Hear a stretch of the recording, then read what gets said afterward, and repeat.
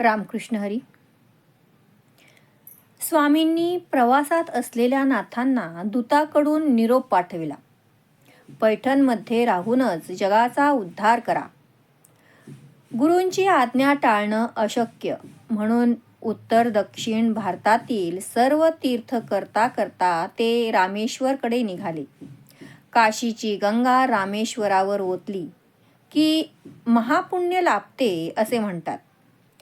जाताना वाटेत एका माळावर एक गाढव तहानेने व्याकुळ होऊन पडलेले त्यांनी पाहिले.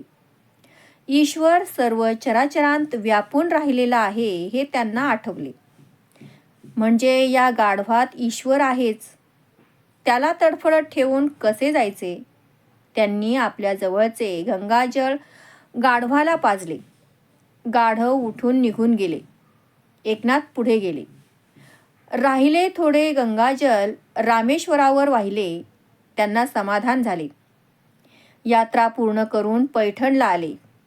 संन्यासी वृत्ती, मनाने मोहपाश तर कधीच तोडलेले म्हणून घरी गेले नाहीत.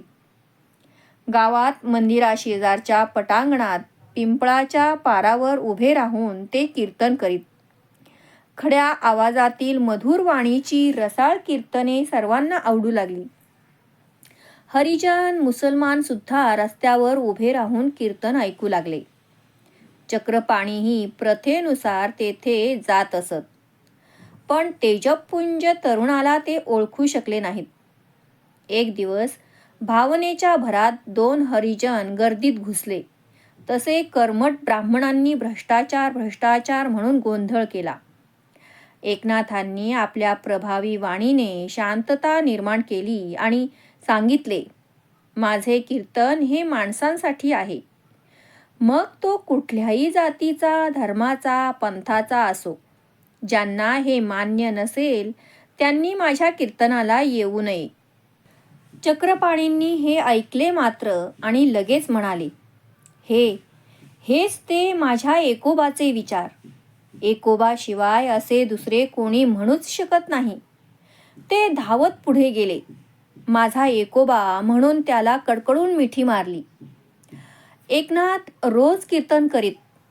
ज्ञानेश्वरी, अमृतानुभव, रामायण, महाभारत, भागवत इत्यादी ग्रंथांचे निरूपण करीत.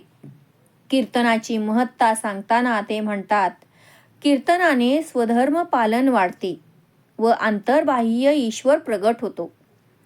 मग या जगातील चराचरांत ईश्वराशिवाय काहीच दिसत नाही.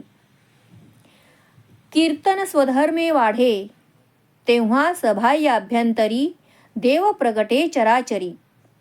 दुजे देखावया संसारी सर्वथा उरी ठरेना. उत्तम फलप्राप्तीसाठी कीर्तन सुद्धा उत्तमच असावे. यानंतर एकनाथांच्या तोंडून पद्याचा स्रोतच सुरू झाला. त्यांनी अनेक अभंग, विराण्या, गवळणी, भारुडे, जोगवे लिहिली. त्यांनी हिंदीमध्येही पद्य रचना केल्या.